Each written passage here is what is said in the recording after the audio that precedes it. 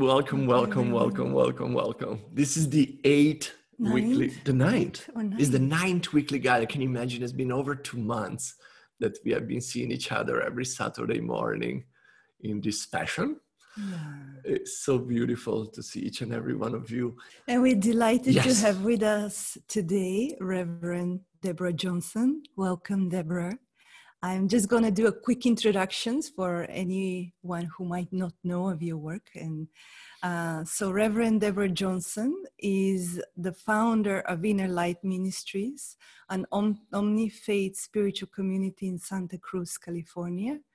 Her passion is building the beloved community and healing social-political divides. Her message is one of possibility, inclusion, empowerment, and transformation. Yeah. So thank you, Deborah, for being with us today. And we can't wait to hear your reflections and your wisdom for this time. Thank you, and blessings to everyone.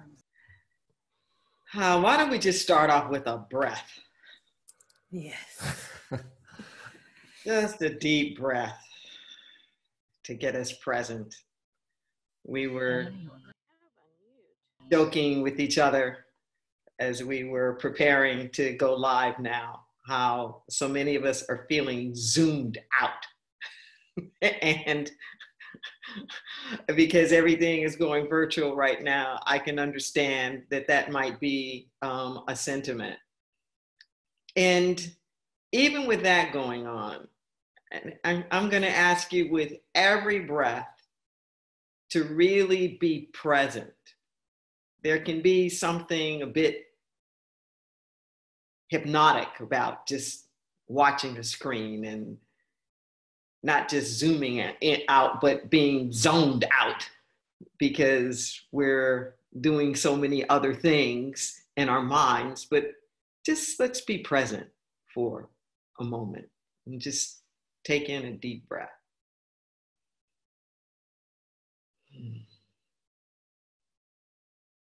Yes. And welcome, welcome, welcome. Out of all the places and things that you could be doing right now, you are with us.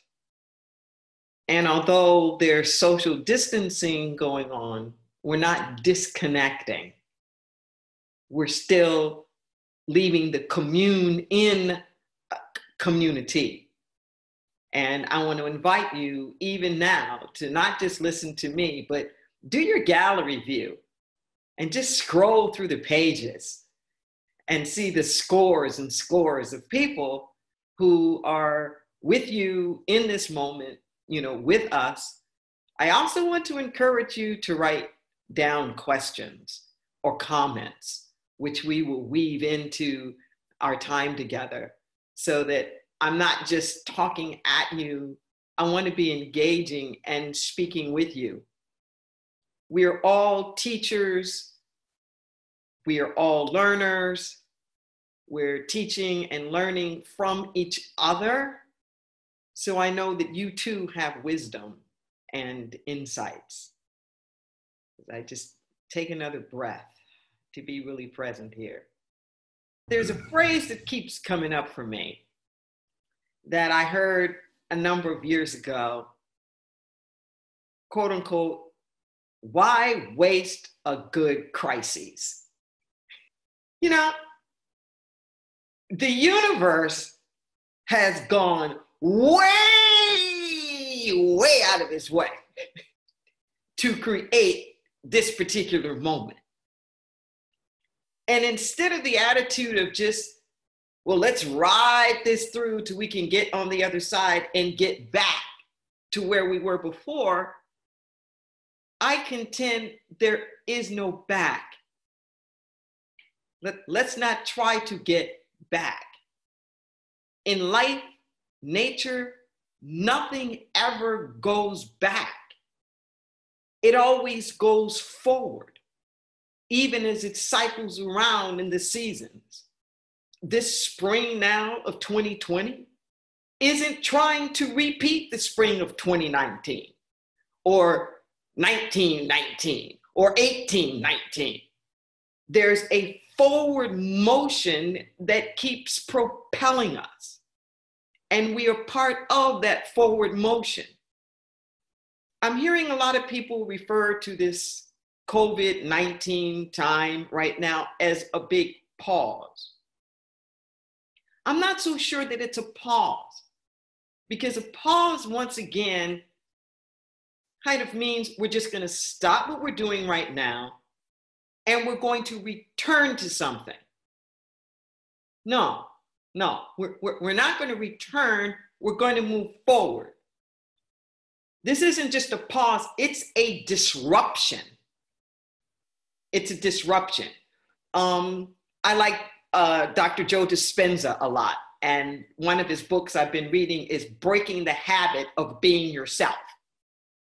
And we're having an opportunity right now to break the habit of being ourselves. And it usually takes at least 30 days of that kind of disruption of your daily routines in order to get there. Now, I'm going to say something that may sound a little wild, but just hear me out. Those of us who are progressive, those of us that have been praying for the planet, those of us that have been praying for social justice and ecological sanity and sustainability, unbeknownst to us, we have ushered this moment in. Or my profession would say, we've prayed it in. Now just take a breath on that. You never know what it's going to look like. You never know what the healing is going to look like. But we all knew that we have been on an unsustainable path. I'm on the board of directors of the Pachamama Alliance, amongst other organizations. And one of the things that we do is we work with indigenous tribes in the Amazons of Ecuador and Peru about saving the sacred headwaters and protecting the Amazon forest from oil extractions. And we work very closely with Paul Hawken on his drawdown in reducing the impact and changing the effect of the global climate change.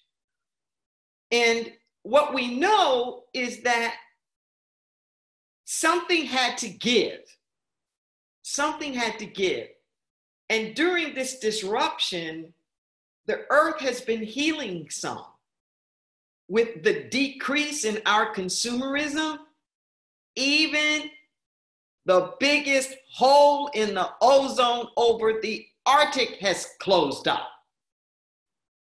The canals in Venice, Italy, you can start to see down to the bottom. The skies are getting cleared.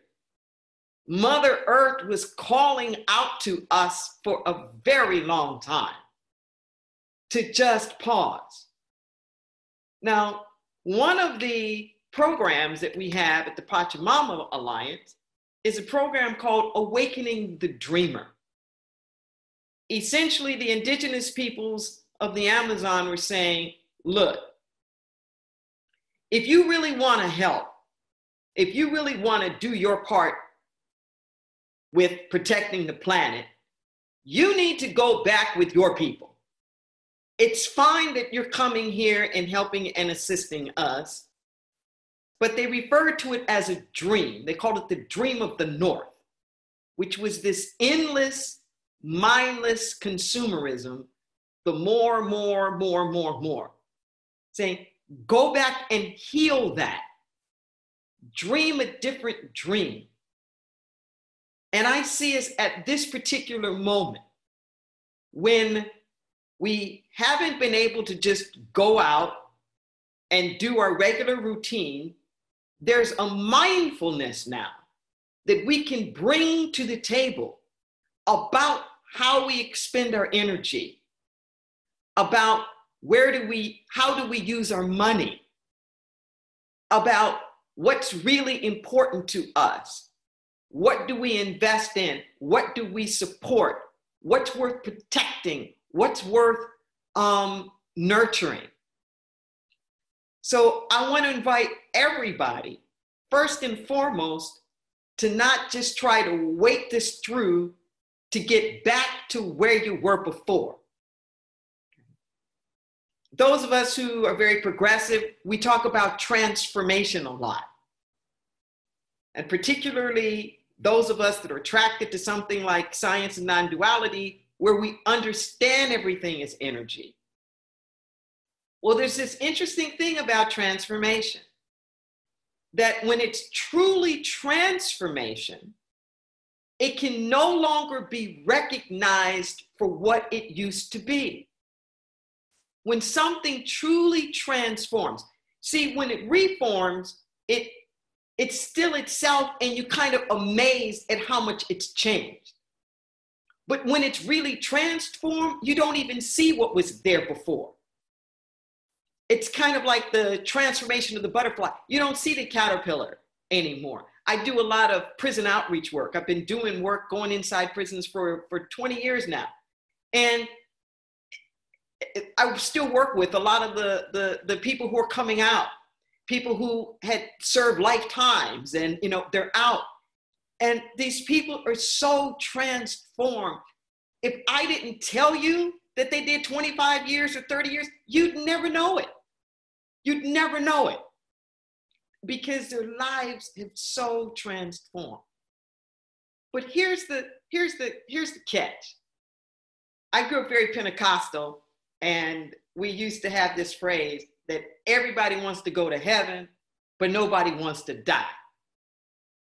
So here's the trick of the transformation, is that you have to be willing to let go of where you were. You have to be willing to let go of where you were. Just breathe that in for a moment. Transformation isn't just an expansion of what's already going on. Transformation is not taking the same old you and supersizing it. I want to share with you an interesting experience I had around this transformation this past weekend. So this past weekend was Mother's Day. I live in Santa Cruz, California, which is about 350 miles north of where I was raised in Los Angeles.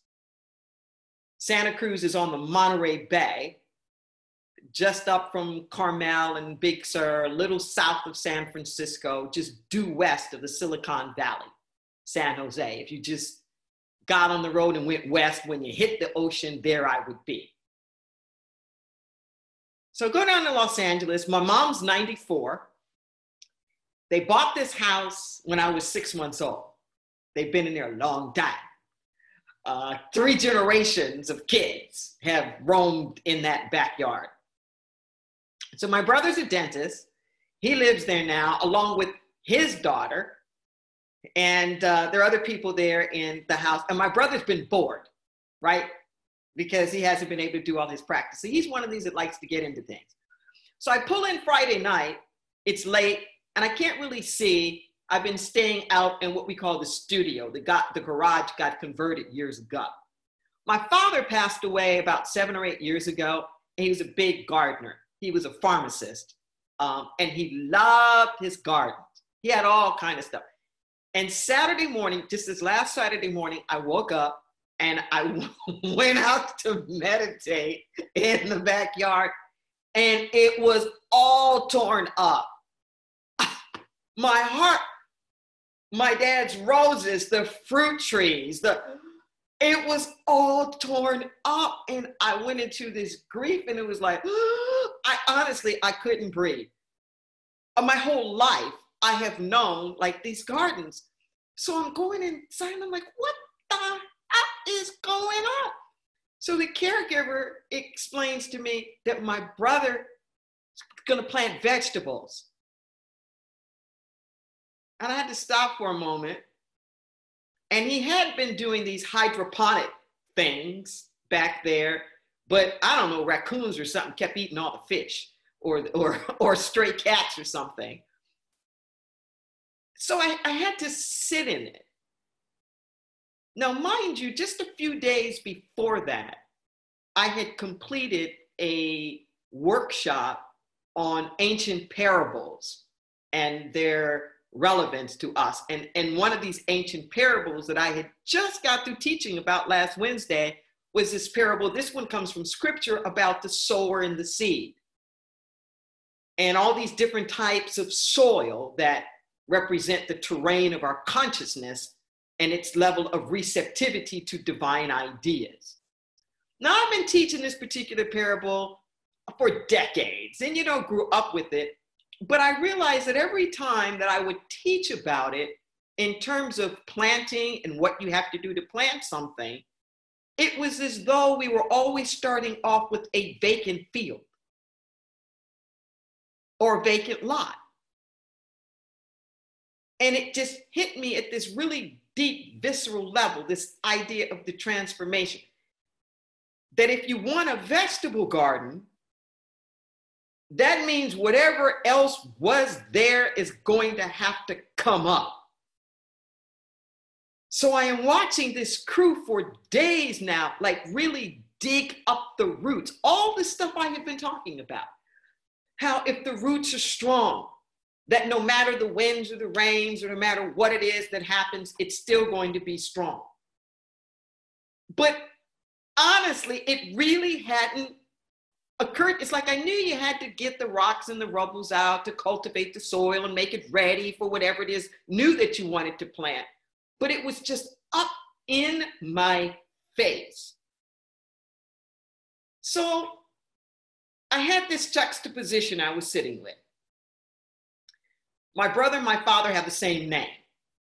So I'm grieving Senior's garden, or Senior's, all the stuff that he's planted and had all these years and how precious that was to him.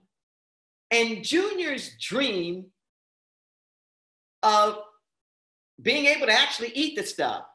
My father's fruit trees, you actually couldn't eat all that fruit all the time. Just saying. And I'm sitting with this. And I'm talking to my brother and he's like, yeah, well, might as well be able to eat it. And I'm thinking, what a noble cause. And I hope you can feel this tension that's within me. It's this kind of thing that goes on in our life all the time. And I realized that I probably would have paid homage to my dad forever and never touched that stuff. I didn't have the nerve to dig it up. And what is that like in your life?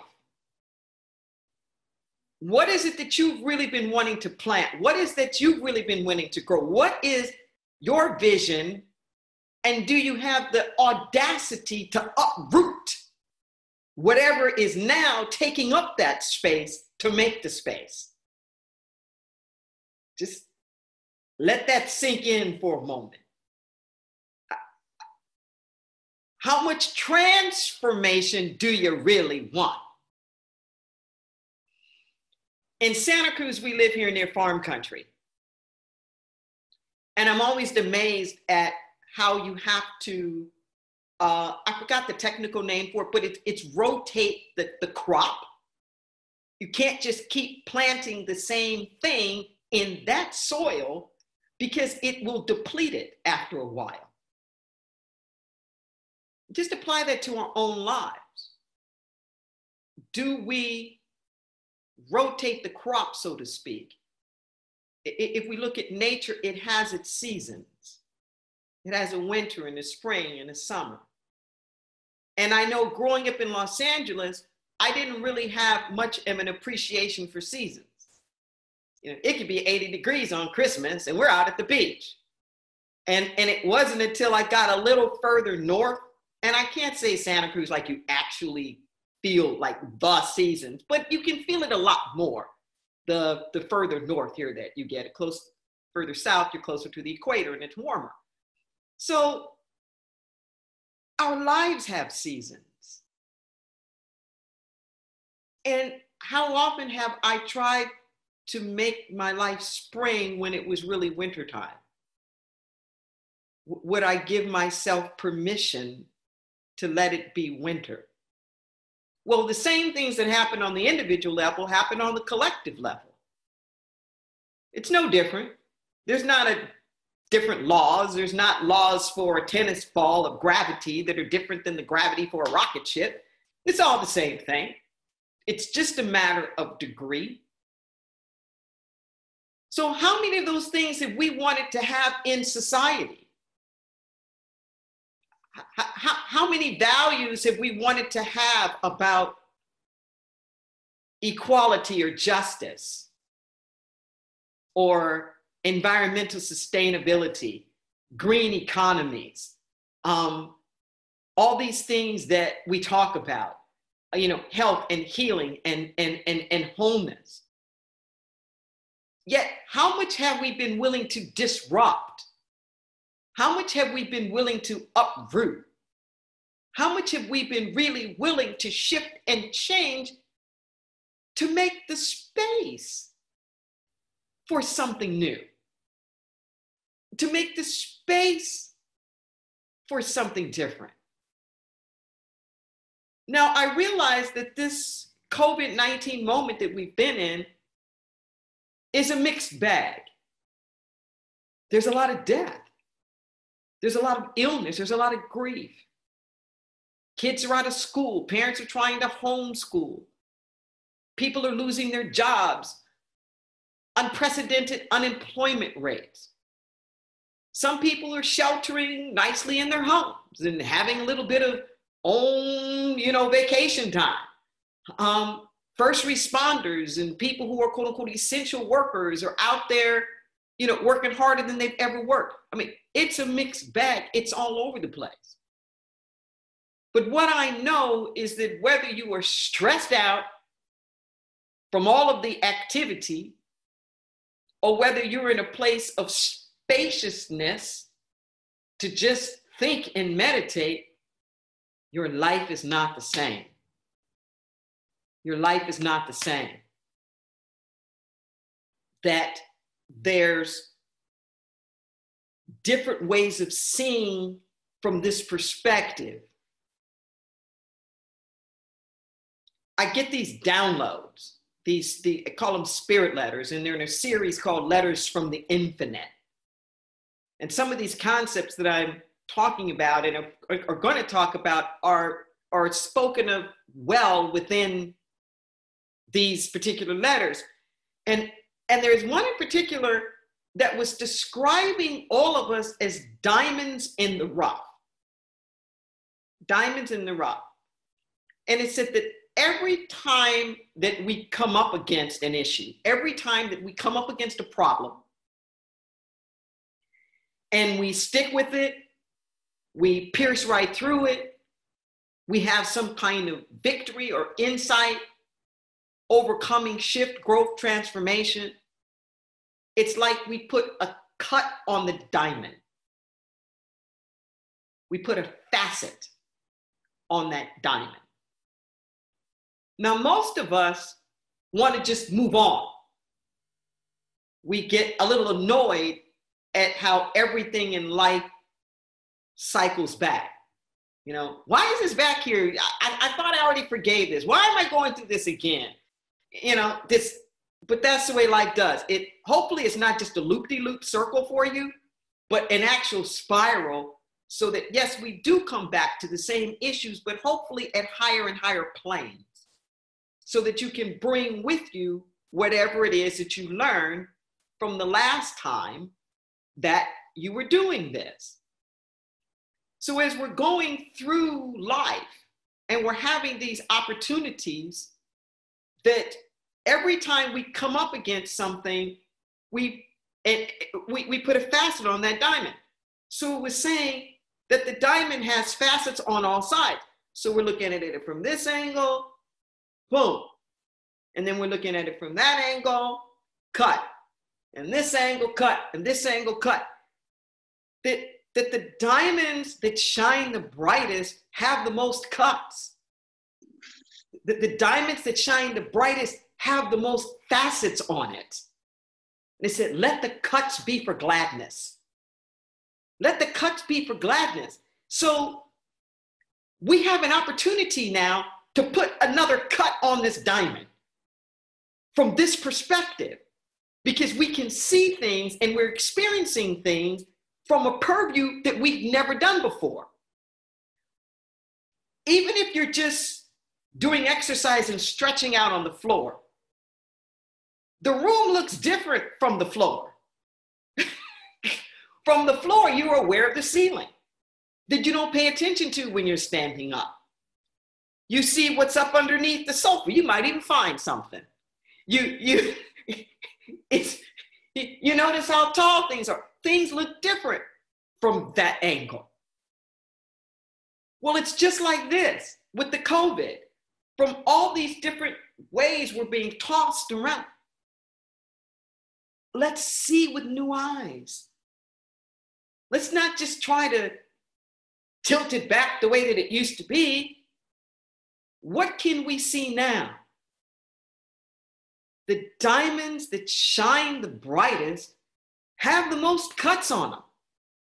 And here's an interesting thing that happens with that kind of prism effect. When the light hits, boom, there's a rainbow. There's a rainbow.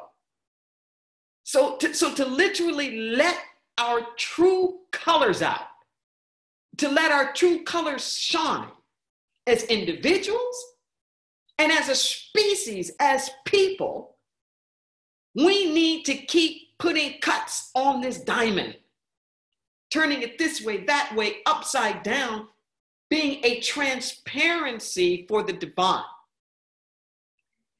Speaking of my family home, growing up, both my paternal grandmother that lived in Los Angeles and my mother used to have those old stout lamps with those prisms that kind of hung down like teardrops.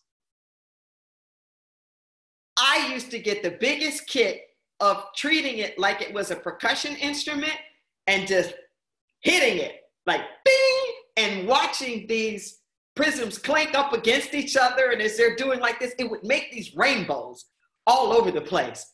And then I'd hear, Deborah! You're gonna chip those crystals! But it was fascinating to me, watching the rainbows like go every place. Do you want to be a rainbow? Do you want to let your own true colors shine? Do we want to let our colors shine? As a species, do we want to do that? Everything is energy. Everything is energy. We are not just entities, we are frequencies. You're not a noun, you're a verb. We are activity in motion. There are these different popular phrases that are out there. Sometimes you hear fake it till you make it, which I think kind of misses the point a little bit. Or you might hear people say act as if, which I think is probably a little bit closer to it. And what it's talking about is that if we're wanting to move towards this transformation,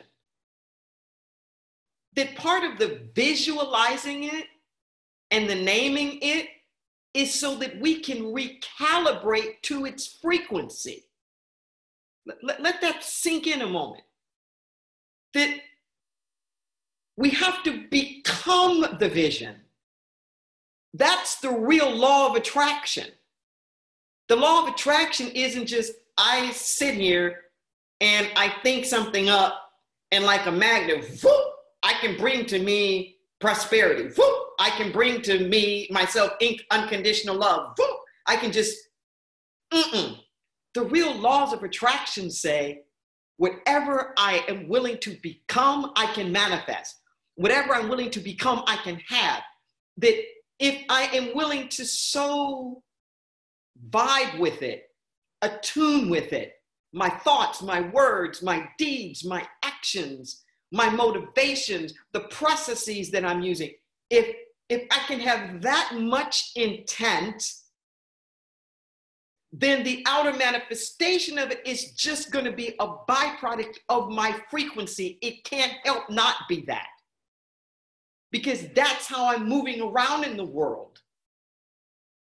So before I open it up for questions now, I'm just inviting all of us to say, once again, don't just wait this out. Don't just think you're on pause and try to get back to where you were.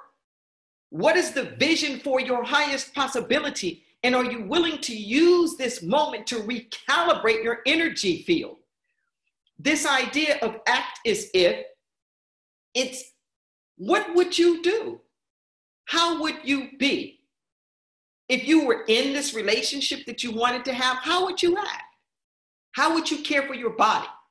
How would you dress? What would you eat? How clean would your house be?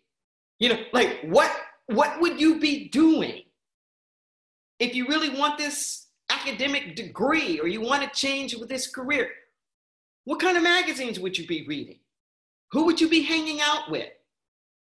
What kind of information would you take in?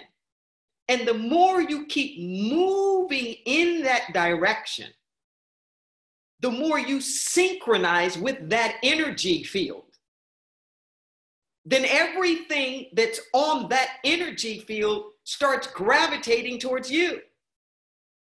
Because you're on the same frequencies. You're on the same caliber. For whatever reason, we believe this stuff in the negative much more than we believe it in the positive. But we know this works. We know that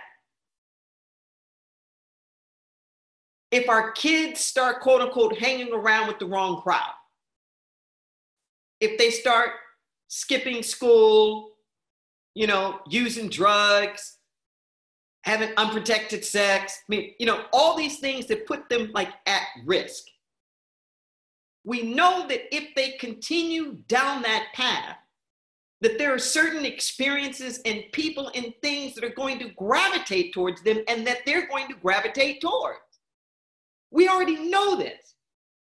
But it's also true in the affirmative that when we keep our consciousness upstairs, when we clear out our energetic field, when we heal ourselves of the resentments and the negative energies, the lack of limitation consciousness, that something happens, and then other people who are also on those higher frequency levels wind up gravitating towards us. It's like you find your tribe. All water rises up to its own level.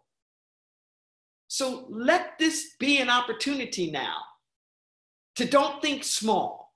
You don't have to think just your neighborhood or the people that you work with or the people that are around you.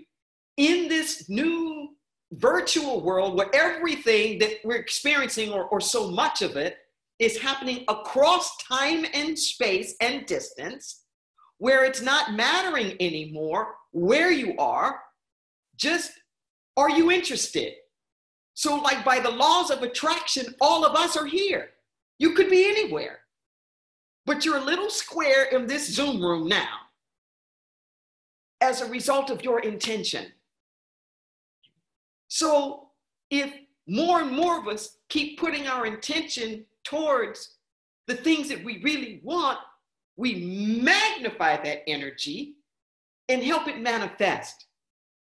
So whether it's your own life, individually, whether it's the collective consciousness, let's not waste this moment. Let's not waste this crisis. Let's not waste this disruption.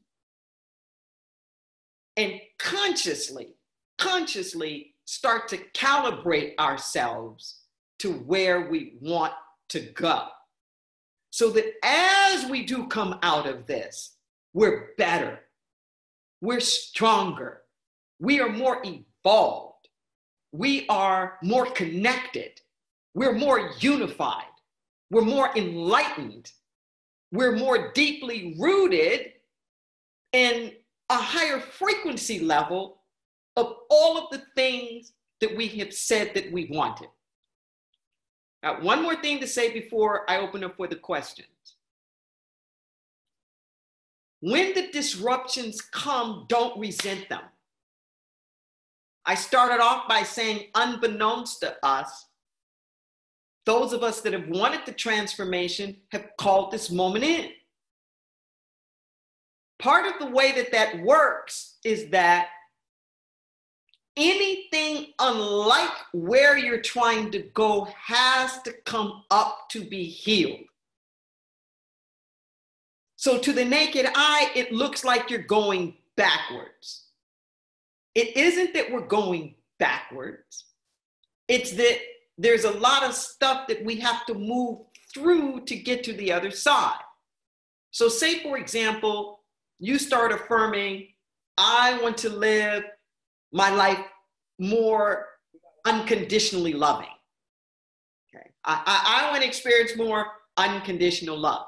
Now, most people would think, I'm now saying I want my life to be in bliss.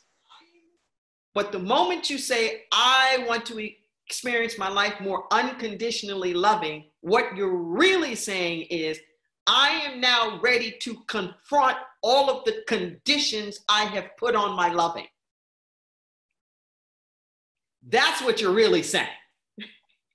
So the moment you say, I want to be unconditionally loving, oh, the universe gives you lots of opportunities to help you out. Don't resent it. Just think of the universe like your personal trainer in your own gymnasium of life. You've got your own little workout session. It's like, oh, you want to be more courageous? Oh, well, let's work through this fear. Oh, you want things to be more unified? You know, I kept wondering, what was it going to take? What was it going to take for us to become a global community and to see that there's only one of us here? I never thought a global pandemic. Wow. But there is a greater sense that we're somehow all in this thing together. Okay? So the way that it manifests to get you there, the catalyst to get you there, may not be exactly what you want. You wouldn't have scripted it that way. But I guarantee you, when you look at your life, that it's been those hardest moments. It's been those circumstances that you actually didn't want to go through that have been the turning points. Your places of great transformation, where the ahas came, where the revelations came. And you know, when I talk to most people about the crises that they have experienced in their life, none of them would actually like to go through that crisis again. But I haven't found anybody who's willing to trade the person that they are now for the one that they were before the crises. Just think on that. Even when it's been something hard, like your spouse died or whatnot, there's an opening of the heart that happens. There's an opening to love and to support and grief and healing and all these things. And would you want your spouse back? Yes. But you'd want them back with this new person that you are. Kinder, gentler, more awake, more aware, more sensitive. Yeah. This is not a pause. It's an opportunity for us to really see through, because you can't heal what you don't feel. Can't heal what you don't feel. So we have an opportunity now to feel some stuff so we can deal with it, heal it, get on with the other side. How much of the garden that you had are you willing to uproot for the garden that you want to have now? Let's just take a breath. And let's open it up and see if there are any questions that anybody has about any of this or comments. Oh, God. Oh, my. That's wonderful. Deborah. Yes. I'm Raquel from Spain, and I just want to thank you, first of all, for everything you've said, because I would subscribe every word and every feeling and every energy with which you said it. I want to mainly recognize, above all, your enthusiasm and the firm convincement that you have of what you're saying. You live through it, and that is absolutely contagious. That's viral. That is truly viral. Thank you. I want to thank you because of the enthusiasm, which etymologically means in God. Okay, enthusiasm. You put that because you are in God, and that, I mean, God talks through you. So thank you very much. And I want to make you a question. It's just a little thing that you have said so many important things. Every piece of information you've given, and of emotions and everything you've given, it's so wonderful that I would love to have from you just a word, just one, that would summarize. I know that is very difficult, but what would you say with just one word, if you can do that exercise of summarizing everything in just one word, which will represent whatever, a feeling or an emotion or a thought or a higher consciousness idea, whatever, just one word, if you could. Mm-hmm. Thank you very much. Well, let me answer it this way. My word would be possibility. Okay. And there's an acronym for the word hope that fits with this. HOPE. Keep your heart open. The P stands for possibility. And the E stands for engagement. Keep your heart open. Keep perceiving possibilities and stay engaged. That hope.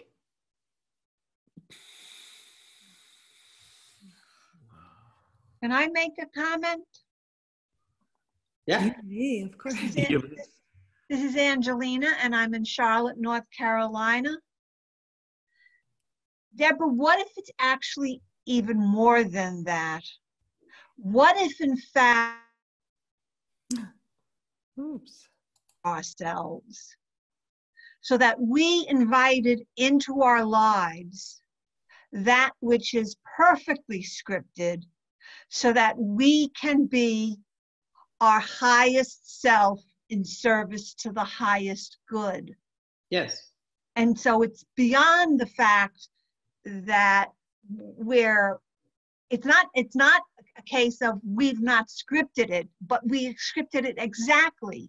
So the person who's struggling with being home with their children, that is exactly what they needed. And their soul knew that they needed that. Mm-hmm. And so they invited that in as part of this whatever. Mm-hmm. Someone else who's living on their own and realized that what this needs to help them to be their best self is to be more interactive and social with people. Yes. So I take what you said and I kind of move it to like the next place, which what if it's all just absolutely perfect with what we've each invited? Yes. So that it could bring us to the place that we need to be individually. Yes. And, thank you for articulating it that way. Yep. That was my intention to say that. And if that got lost, then thank you for articulating that. And part of the point that I'm trying to make here is that we get too stuck sometimes on the causation. Right. Like, why is this here?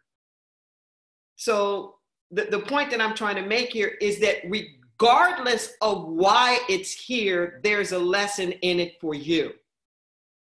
I had this conversation and it really struck me. I was talking to a man whose wife was suffering with stage 4 breast cancer. And he was very angry. And he said, you know, I don't want to hear any more of this crap about everything happens for a reason. He says, something's just happened. And I looked at him and I said, you know, I apologize on behalf of spiritual teachers and whatnot who might have made you feel like you were being blamed for the circumstances. I said, perhaps a better way of putting this is that there's meaning that can be found in everything. Right. Right. And he said, that I can live with. Thank you very much. Thank you very much for sharing your gifts today. Yes, thank you. Wow. Thank you for that clarification.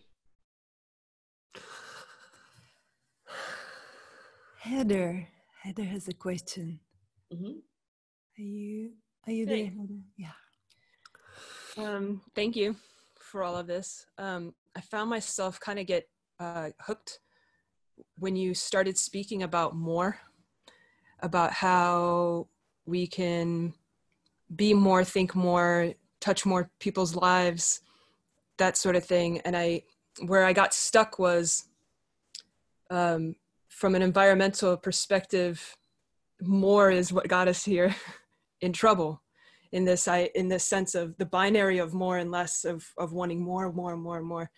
And I know that's not what you're saying, but I'm wondering if you could speak to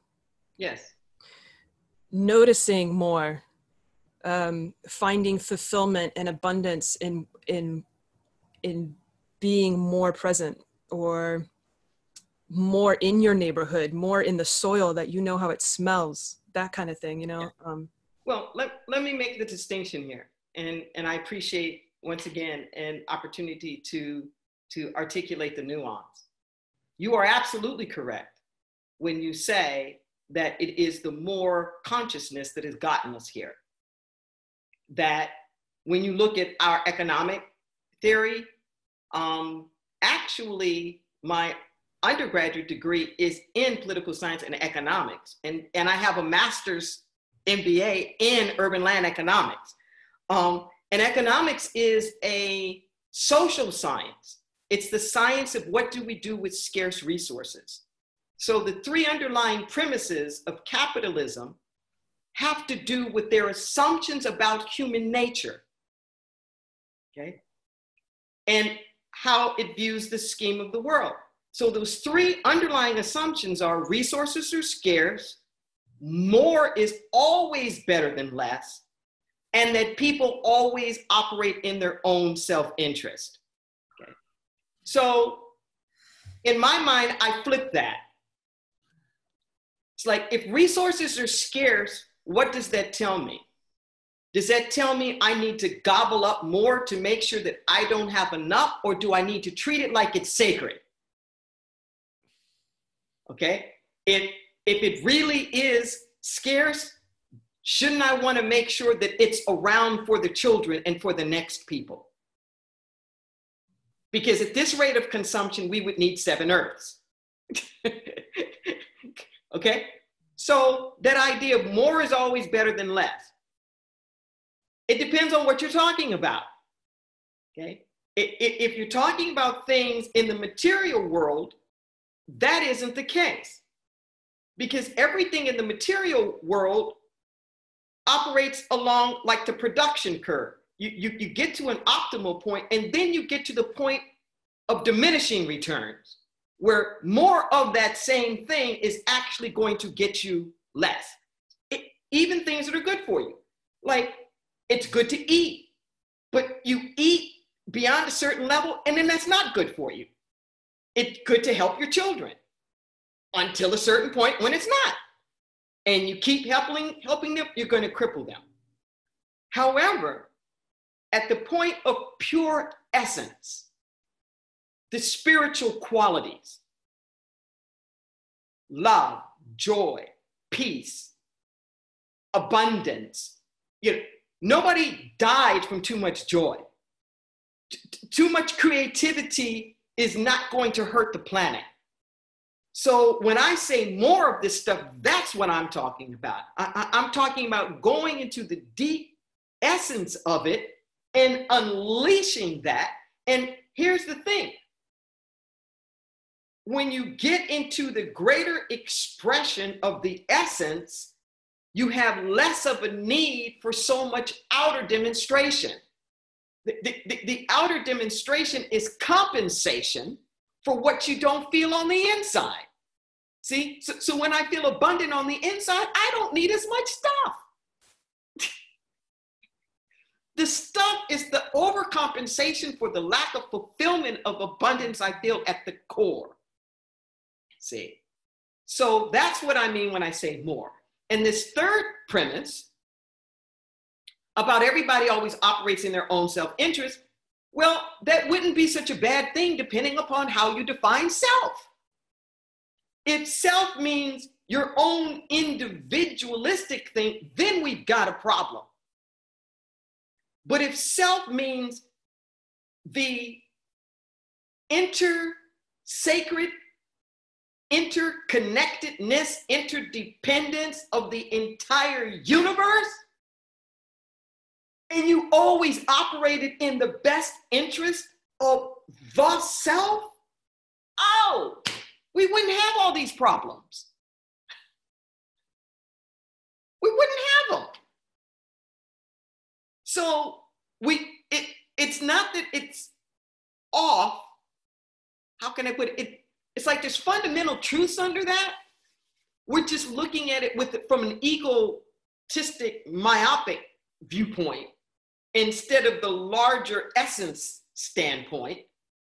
And if we could protect the sacredness of the resources that we have and know that with the moreness of our beingness, we need less, and to always operate from the standpoint of what's going to be the best for the big self of us all, it'd be over. We wouldn't be in all this drama. So thank you for that opportunity to clarify that.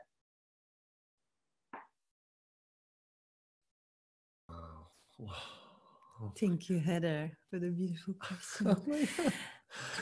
I was wondering, Deborah, if you can touch on something you said at the beginning, you know, we all want to go to heaven, but nobody wants to die. I love that.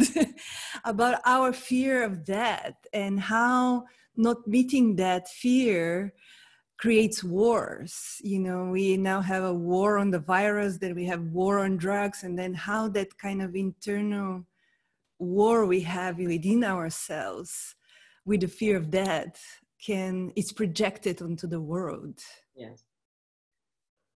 Well, there was a study that was done a number of years ago by the Rand Corporation that I really liked, where it said these wars on nouns never work. You know, war on drugs, war on poverty, war on crime, you know, that there's no end to them, and they just perpetuate themselves. And part of the reason why we get into this warring thing is that we don't understand the sacred interconnectedness of all life.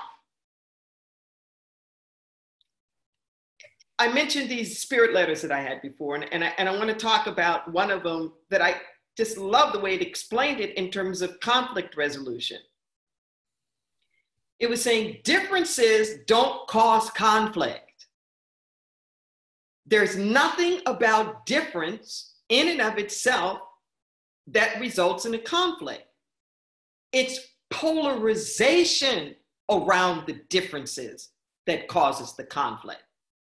Let that sink in. The conflict isn't the difference. The conflict is the polarization. See? So that as long as you're polarizing, it doesn't matter.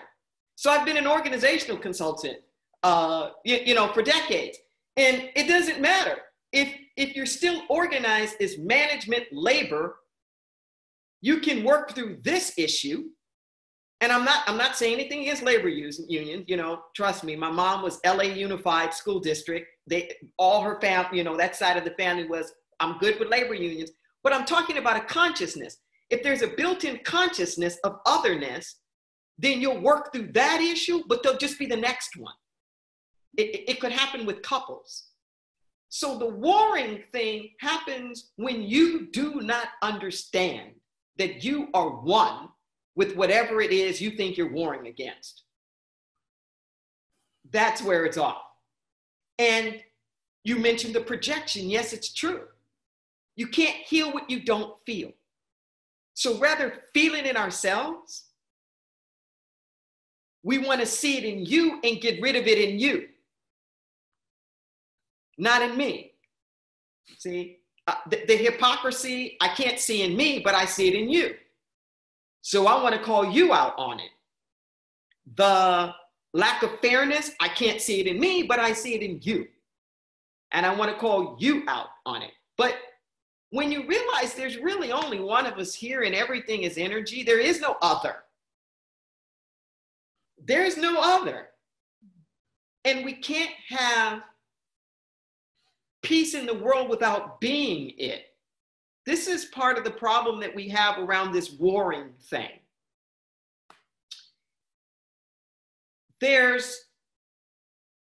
I said before that we are all verbs. And the English language doesn't make the distinctions, but it's there. So you have, for example, a building, which is a noun.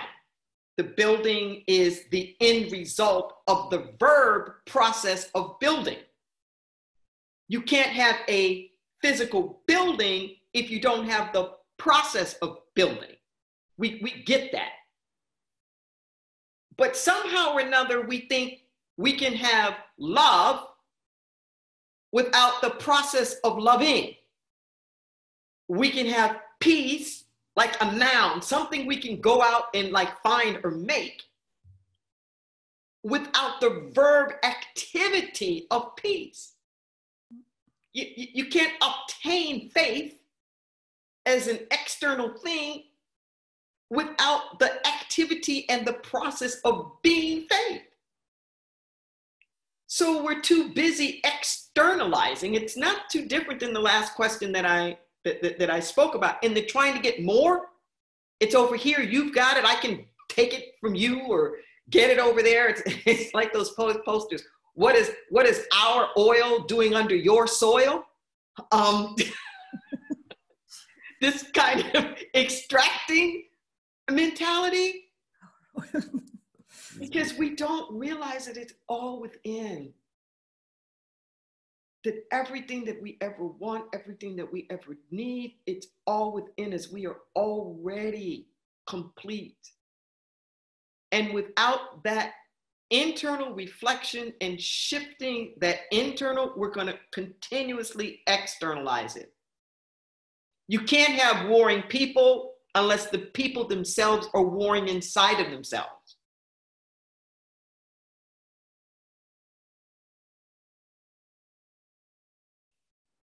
Wow. Beautiful. Thank you. Thank you, Deborah. Richard. Paloma or Richard. Yeah. Richard Page. Hello, Reverend Deb. We spoke. Hi, how are you doing? At Ions. I'm just, because of you and this time this morning, I have more space and more trust. You said, you never know where the healing comes from. You don't know.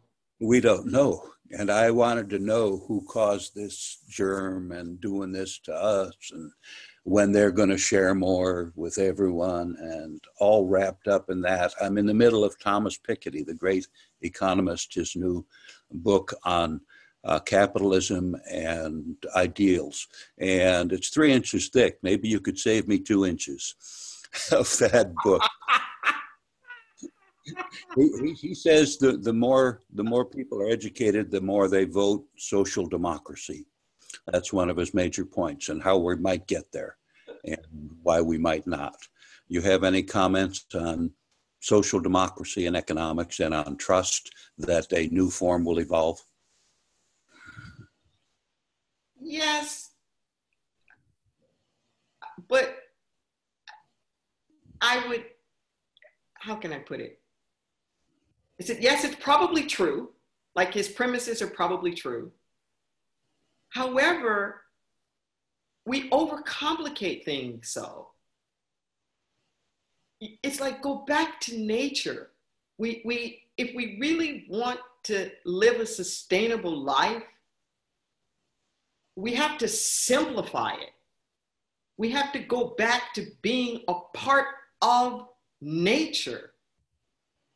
This education that we need to have isn't about book knowledge, learning what other people have learned. Is educate yourself about the truth of yourself. You know, educate yourself about the deep interconnectedness that we all have with each other. Educate yourself about your connection to the divine and how you are an energetic being. See, when you think historically speaking, this thing called literacy is new. It's new. And even now on the planet, most people aren't literate. So what do you think people have been doing for millennia? Who had social democracy, who had tribes, who had communities? It wasn't because they were going out and getting PhDs and going to ballot boxes and voting.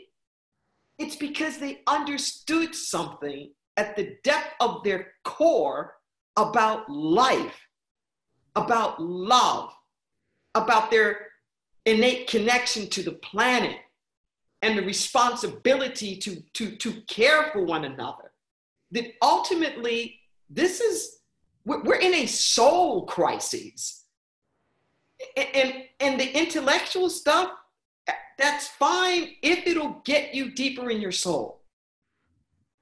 So that the education that we're missing is about the truth of our being.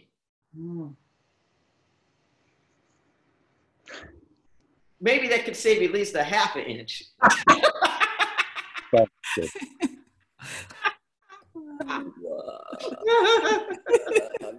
That can save us a lot of books sitting and trying to read scriptures and books. And thanks for what you do, Richard. Thank you, Richard. Here, moment.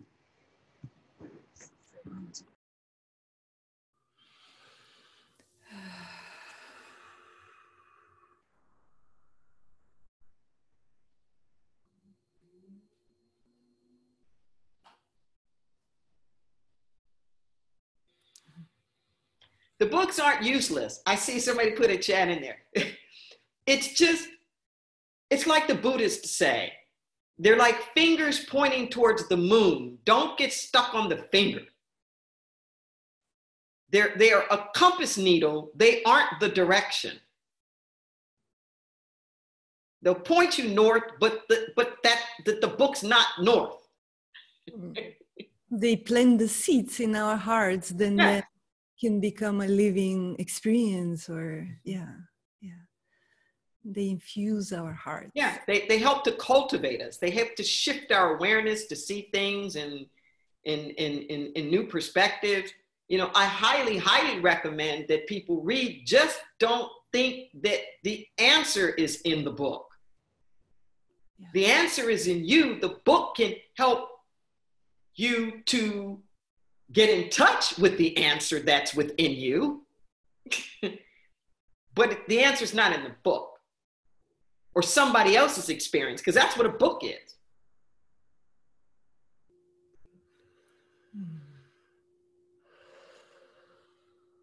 I was wondering, Rev Deborah, if you can speak something about grief, because many of us are faced with the deep feeling of grief, which is very beautiful also in its essence, but it can be also scary to face it and allow it fully in.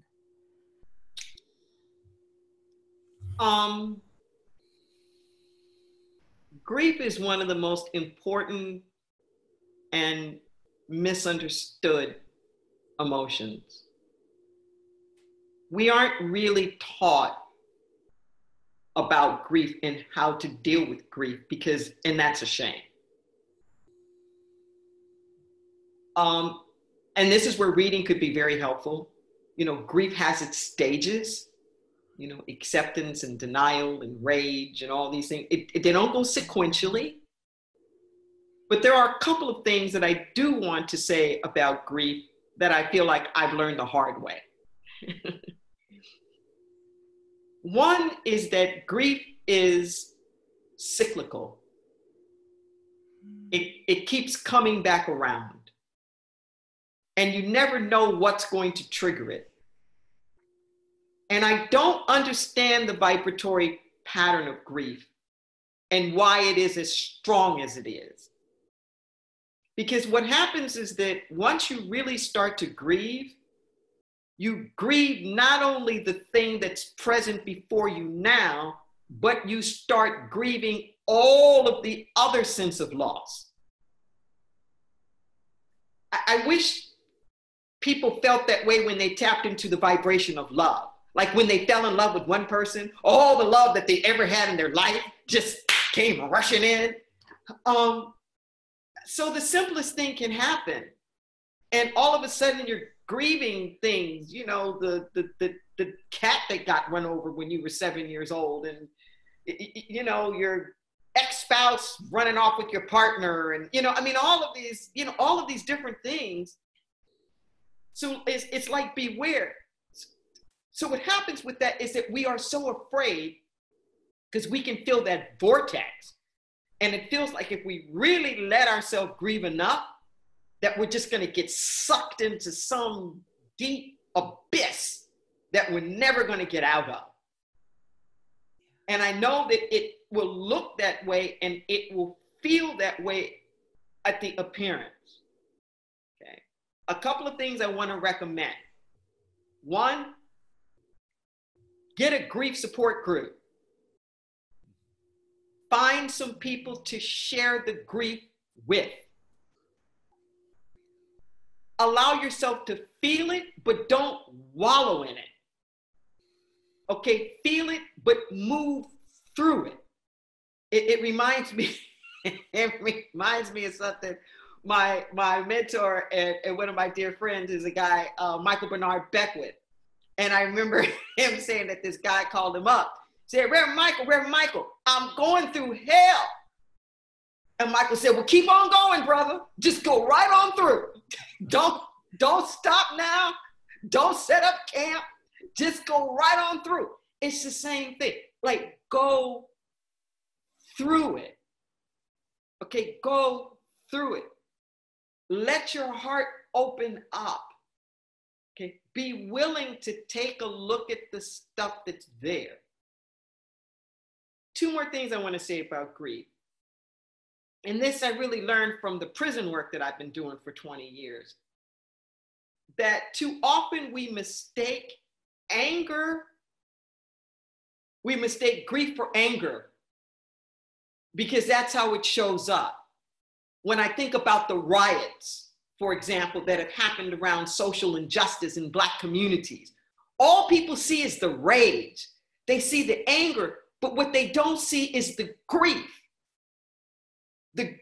that's underneath it, which sets me to this last thing that I want to say about the grief, is that so often we think about grief as the loss of something that we had. But I have found that the stronger grief is the sense of loss of what we didn't have. Let that sink in for a moment. So if my father has died and I'm grieving him, that's one kind of grief. If I never met my father, or my father walked out on us and I didn't have a chance to grow, that's a whole other kind of grief. I have found with couples that long after they even don't want to be with each other, the grief that they are experiencing really isn't the loss of the marriage or the partnership that they had. The last to go is the dream of what it could have been.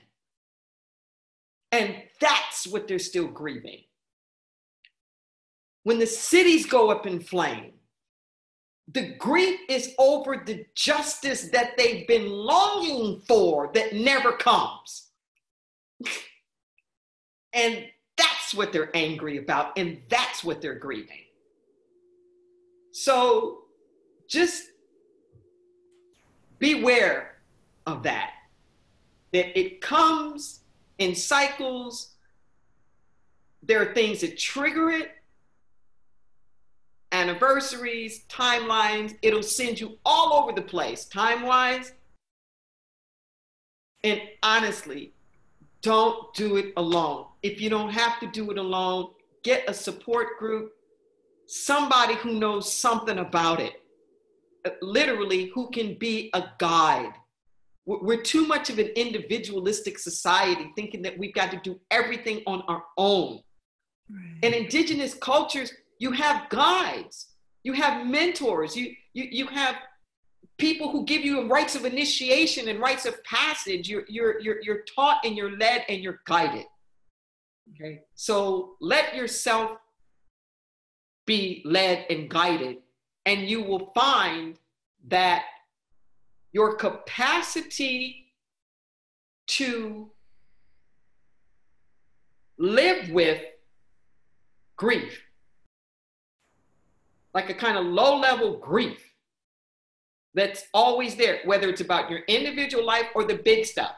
So we were saying before that I think at this exact same moment, the Dalai Lama and Barack Obama were both going to be like doing their live thing. And both of them stand for such hope and possibility. And at the same time, trust me, they're also having this tremendous capacity to hold the grief. Not only of their own lives, but of everything that's going on, but not letting it swallow them up. Yeah. I feel your words are opening. It's not words, your wisdom, your vibration is opening my heart fully. Thank you. Let's just keep breathing. Everybody keep breathing. And I hope that when you get the recording of this, that you pass it on.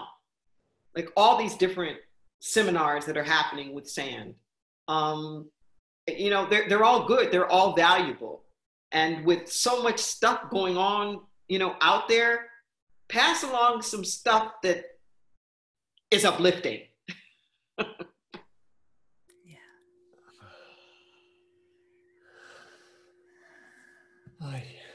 Paloma, you have a... Now it's Paloma. Now it's Paloma. Now it's Paloma, yes.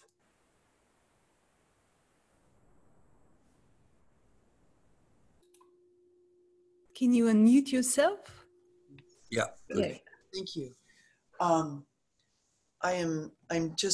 feeling this particular morning in such a powerful way, and we've had the great benefit of several of them, and I just want to honor the particular flavor and nutrition that is coming through today through you, Deborah. And it was not only your opening words, but also the way in which you are interacting with us now and how you are flowing into us. I just want to honor that. And I wanted to bring forward just sort of my own struggle in hopes that you might be able to help. And I also wanted to say, I'm noticing that Richard and I are both wearing this t-shirt, the same t-shirt this morning, The Earth, the City, and the Hidden Narrative of Race. And this happens to be our team t-shirt of our organization. And our mentor and colleague, Carl, is also on with us this morning. Carl Anthony, and who's blind and an African-American elder. So I want to also ask if there's a way that we can unmute him. Of course. Yes, we just got the message that Carl, let's unmute Carl. Carl may not know that he's going to be unmuted, so I wanted to just clue him on that. Yeah, Carl. Carl, you're unmuted right now. Let's see if we can hear you. Hey, Carl. Hello. Hey, man. Hi. Oh, wonderful. Hey, I'm listening. Hey, man, we're with you. Okay, I'm listening. Yeah, okay. So what I wanted to ask is, Deborah, and then I want Carl to have a moment too, is I am aware as we go into this next wave of the confinement, of the sheltering in grace, that I feel this kind of a guilt or a fear impinging on my ability to be present and act, which is I'm feeling like, oh my God, we're never going to have this time again, hopefully. But how am I learning? How am I uprooting what I need to uproot? And a fear that I'm not transforming fast enough in myself for what is needed at this next wave. And I'm starting to get kind of this little panic inside of, you know, we can't go back to how it's been. I know I've been in deep change, but I feel like I'm not done. I'm still cooking. I'm still hatching who I need to become. And I feel like it's not just me. I feel like many of us, you know, we're needing to change so much. We need to transform almost every institution that we have because we were on a death march. And it's like, I want to live. I feel the birds. I want to be part of this living earth like you were talking about. And I know so much of how I live is not in alignment. And I don't know how to transform faster and be in alignment. Take a breath.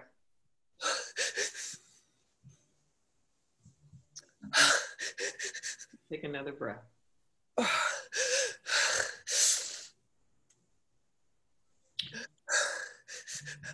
There's an important process in transformation that's part of the metamorphosis. And I can't think of a better example than the caterpillar and the butterfly. When I was joking before and I was saying everybody wants to go to heaven and nobody wants to die, it's that bridge, it's that middle section there, it's the cocoon. It's the metamorphosis of the cocoon where we break down into goo, just goo. So your meltdown is good and your meltdown is appropriate because you're becoming goo. And my saying is goo is good. Okay. It's a mess right now. But the point that I'm trying to say is don't try to make it something else. Remember when I was talking about the cuts on the diamond? And that you see things from different angles? Yes. Be in this. Surrender to it. Literally be in it. Don't try to rush transformation. We can't orchestrate our own surrender. You can't control surrender. That there is something that's going on with each and every one of us. Just like the caterpillar has imaginal cells. You have spiritual imaginal cells within you. You don't have to figure it out. Really? No. You don't have to open up the rosebud. The rosebud knows when it needs to open. Okay? You can't see it from where you are. This is where you surrender and offer your whole life as an offering. Use me. However you think of the great I am, the universe, the whatever, I don't care. I tell people you can rattle chicken bones for all I care.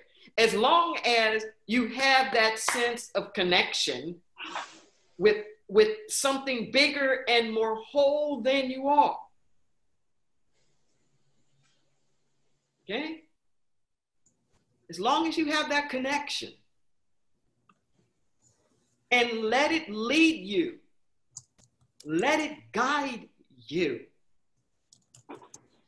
Let it lead you. Let it guide you. Surrender to it. Trust it. Don't worry about the speed. There's no such thing. It's just, does anybody really know what time it is? You know, and does anybody really care? These institutions have taken centuries to get this way. Each of us just does their little part along the way.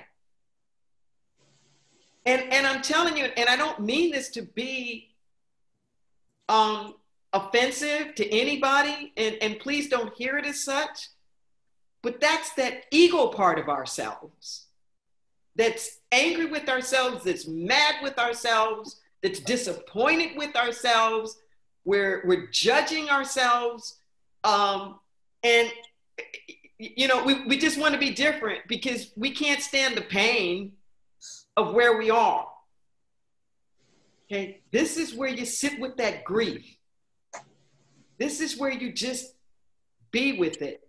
Be with yourself. Let yourself melt down. Okay, and keep opening up. How can I be used? How can I be a vessel? Because here's what I know. The universe wastes nothing. Just like Mama Earth, everything comes out of her and everything goes back into her. And so it is with your life. Everything, every hurt, every pain, every degree, every experience, every job, every relationship, every illness, every addiction, every single thing, everything that's ever happened in your life is part of your mission, your ministry, your calling, your reason for being here. Just lay it down. Just lay it down. Like the alchemy of the refiner's fire that melts it all down and then merges it out as something new. But don't try to leave any part of it out. Don't have any judgment about any of it. Bring all of you. The stuff you like, the stuff you don't like, your history, your past, your ancestors, like just bring it all and say, okay, universe, make this into something. Make this into something. How can I be of service wherever it is that I am? And you'll see things through a new lens. You can't see it from here. You'll see it from another lens. Okay? And I wanna acknowledge and say thank you to you, Carl. We've met at various occasions, and I know you would not like know my voice or something. I'm on the board at the Pachamama Alliance, and I've had a chance to be with you. We had a luncheon in Oakland at oh my God. Yeah, at a conference not too long ago. The board was meeting there, and I know your work, and I love your work, and thank you for being one of those in the trenches. You know, when you're up against all the stuff that we've been up against in terms of social justice, we're all standing on each other's shoulders. So I say thank you for being some shoulders stand on, and for who you continue to be. Thank you. Thank you very much, Deborah. Yes. Did you want to say something, Carl? They have, if you want to talk, you can. I don't want to say much. I'm listening to this and learning from Deborah. And we feel that we have the weight of everything on our shoulders, and it's sometimes painful. So it's helpful to listen to somebody who can give us a new perspective. And that's what I'm doing now. Very good.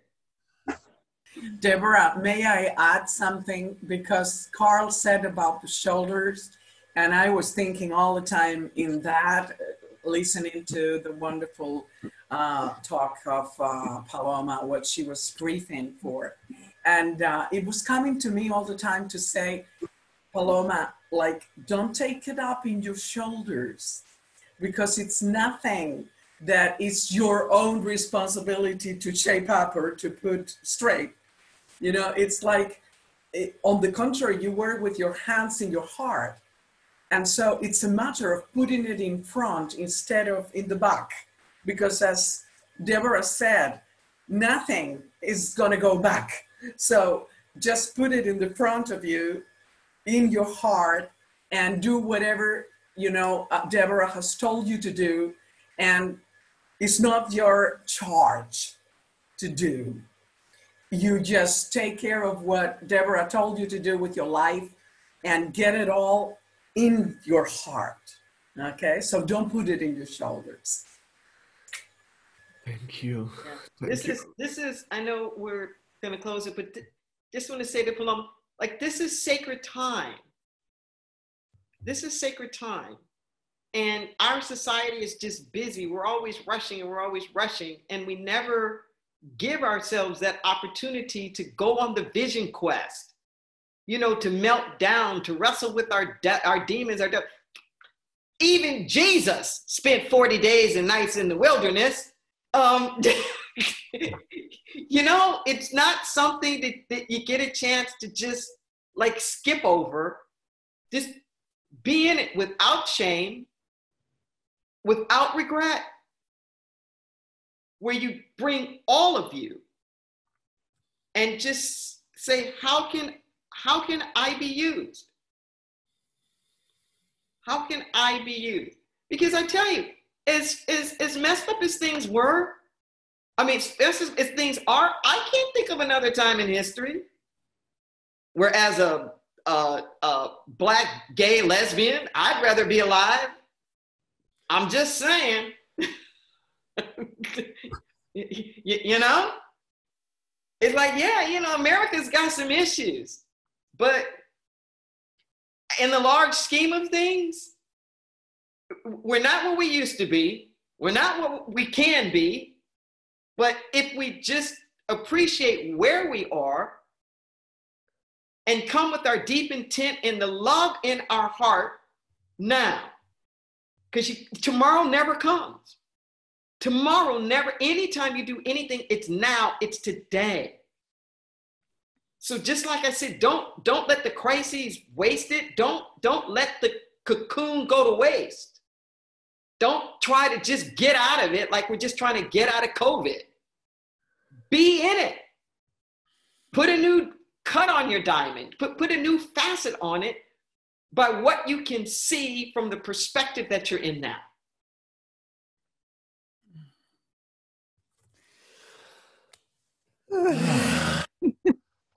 Oh my God. I really am speechless. I'm so deeply touched by your word. Every word you said has been resonating in my body in layers that they went deeper and deeper and going deeper and deeper. I am so in awe with you and every word that came through you. And I heard you so many times at Send. And I'm now understanding that the garden that we created has to be uprooted to the bottom because we cannot anymore take away from the universe the possibility of hearing you for an hour and a half instead of those stupid 20 minutes. Because you have been so powerful, and in 20 minutes I was like, wow, she's amazing. That garden was like, we couldn't walk around because all these beautiful trees, they are so beautiful, and another tree and another tree, and it's time to uproot it all because now I see the gorgeousness of what you're offering, of the fruits and the vegetable that you're offering to us. You are such a powerful, So yes, thank you for this. And I'm so sorry the time is over, but at least it was longer than 20 minutes. And thank you, thank you for your vision, for doing this, for rolling with it, for creating new, opportunities. And I want to encourage everybody, come back, get in the chats. We're all teachers and students of each other. Stay engaged. And Deborah, how can people find you at this time? Where they can hear you, more teachings, more, yeah. Yes. You can find me online on Facebook, Reverend Deborah L. Johnson, or my website, reverenddeboraljohnson.org. My ministry is called Inner Light Ministries, and we stream every week, and there'll be a lot of things on that Facebook page as well. There are interesting, beautiful things that are coming up. And if you go to my website, reverenddeboraljohnson.org, and that's a long way, Deborah, like it's showing up on the screen, and get on my email list, there's some incredible offerings that are going to be coming out very soon that you might be interested in. Oh my God. Thank you, Deborah. Thank you for opening our hearts and nourishing our souls and uplifting the fields. I appreciate it. Peace and blessings to everybody. Don't waste this crisis.